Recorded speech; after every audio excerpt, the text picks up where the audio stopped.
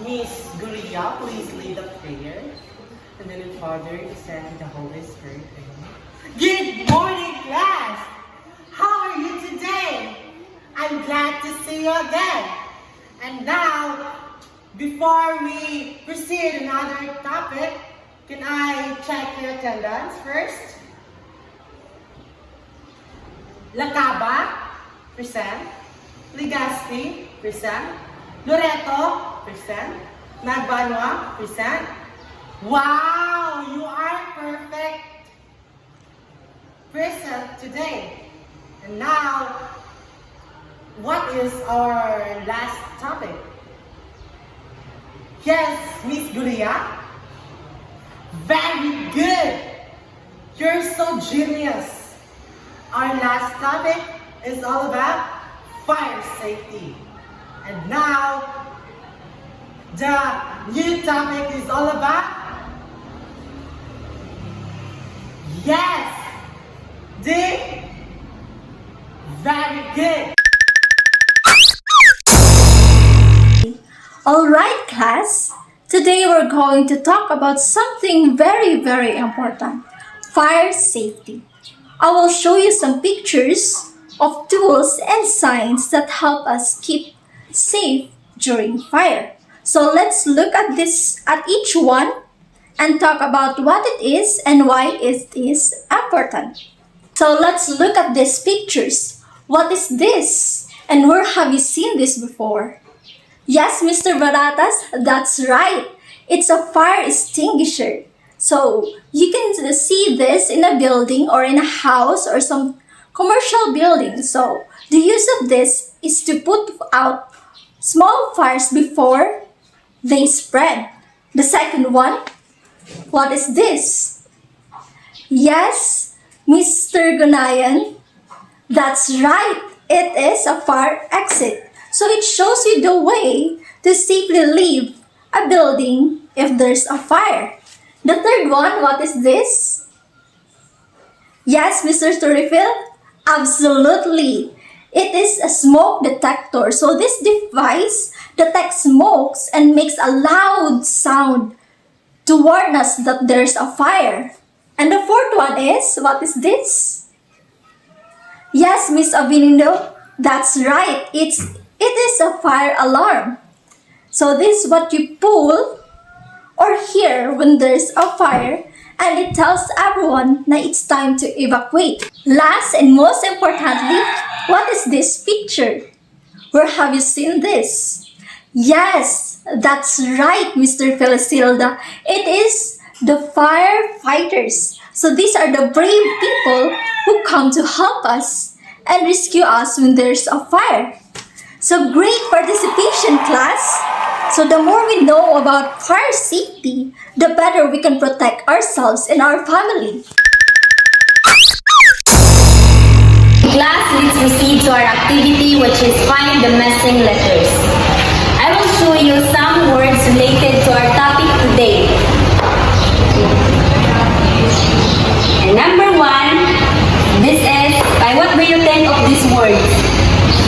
Okay, this is escape. Escape route.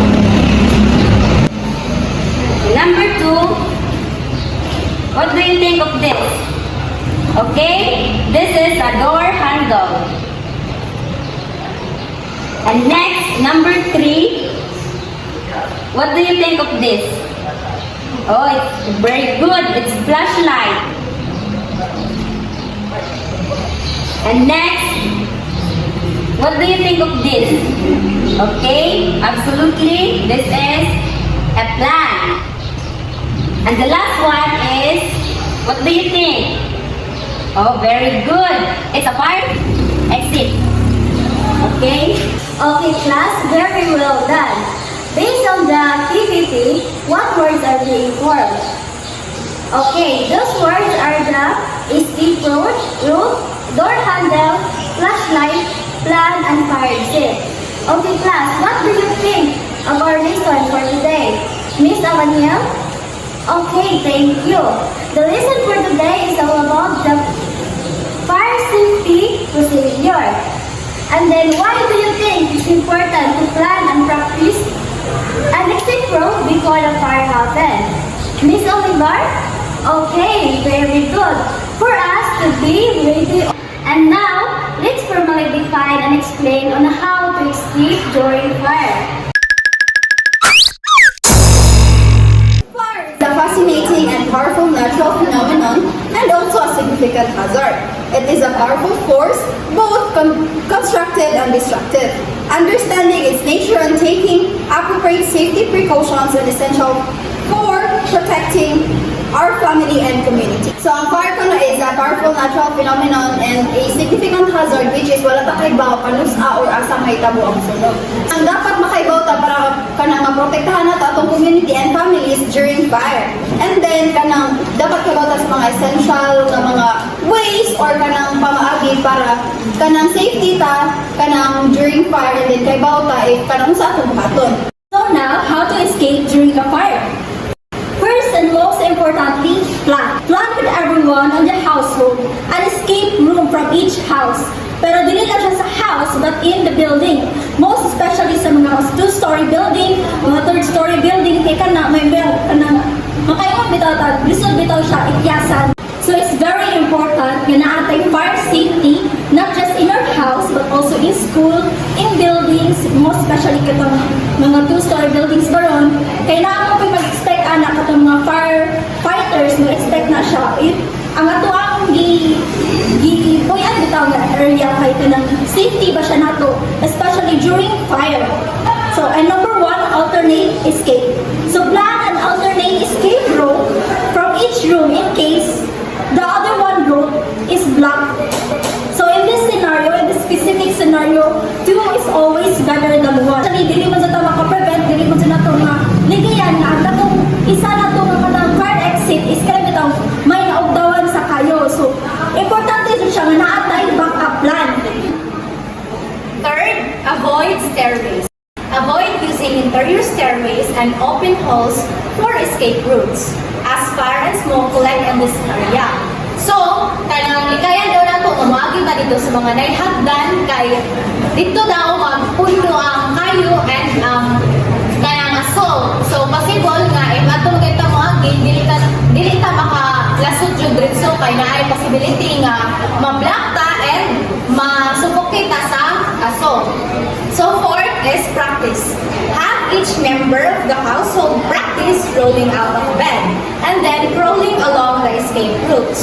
Prevention is better than cure na jud, no? So, mag-practice daw tadaan na kanang if naman gani mga calamities like fire, mag-practice ito na to ang mga kauban sa balay na kanang first, ang maka-escape mo gani, mo roll sa daan, ikan sa bed, then magkamang na padong hangtod maka-escape kay if maglakaw mo gani ka, na may possibility nga mahugan ka mga kayo mga isangay na.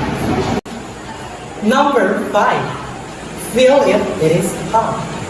Practice everyone for the handle if it's hot.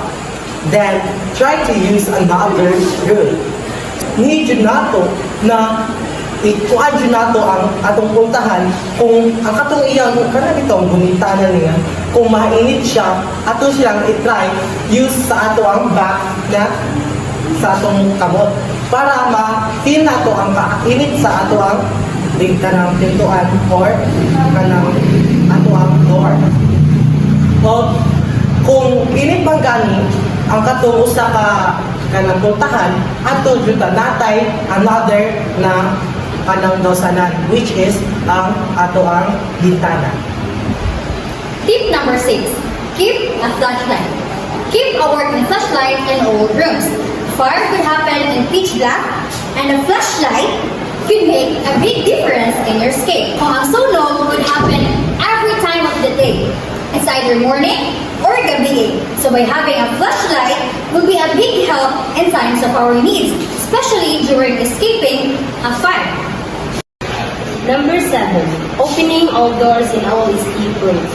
Make sure everyone practice opening all doors, windows, and screen in all escape rooms. That it nice dili ka mag-block sa katong naay kayo, huwag na kayo mabiyaan.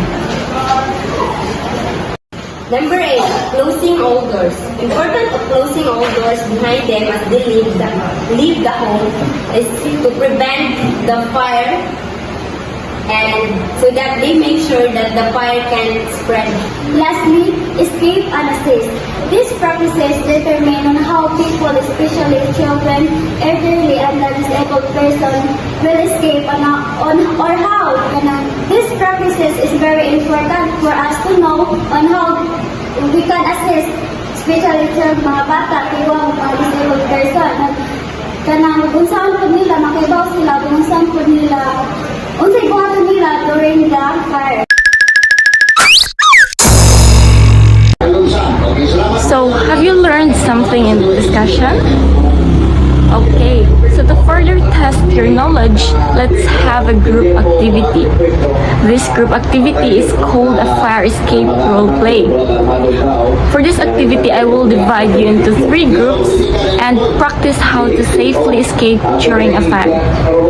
And each group will be given a scenario that you will have to act out in front of the class. Okay, so any questions? Okay, so first, let's divide you into 3 groups. The column 1 and 2 will be the group 1, and the column 2 and 3 will be the group 2, and 5 and 6 will be the group 3. Okay, so the group 1 assigned topic is staying low to the ground. Listen and take note. Staying low to the ground. Done. Okay, for group 2, checking door temperature. Checking door temperature. And last, group 3, take note, using alternative exits if necessary. Again, using alternative exits if necessary. Done? Okay, so the criteria for judging is team coordination 30%, role execution 15%, response time 20%, correct procedures 25%, and assembly and accountability 10%, and a total of 100%. So, I will give you 5 minutes to brainstorm with your group mates and practice.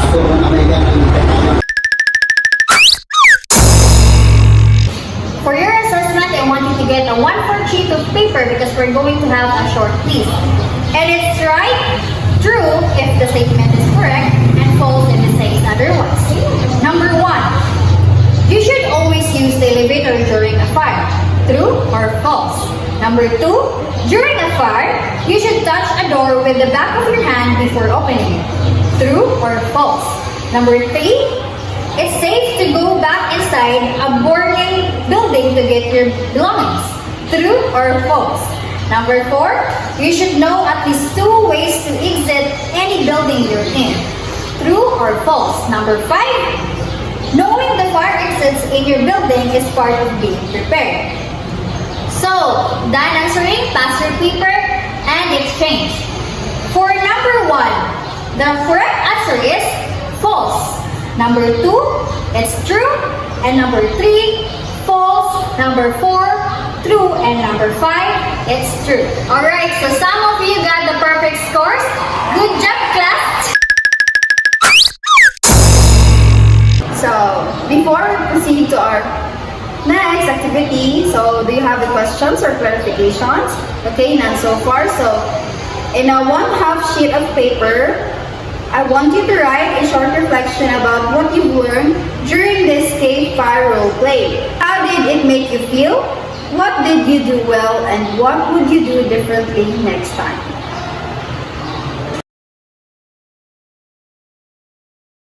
So now I have here a quote that says, knowing how to escape a plan is a matter of life and death. So I want one student to explain their understanding about the quote. Yes, Mr. Torifil? Exactly. So, ang giingon niya nga dapat daw makahibaw ta nga mutakas if naamang gani mga fire or mga disaster nga mahitabo sa ato ang home or sa mga lain nga lugar nga naata didto, kay of course it's a matter of life and death, kay ato agong kinabuhi na kasalala didto. If kamaogay ta na mga emergency plan kanang na ay dili ta magpanik, of course dako jog chance nga mabuhi ta. And if wala man kay knowledge about ana, mao to na possibility nga madheads ta. So I hope you learned something from this lesson, and thank you and goodbye everyone.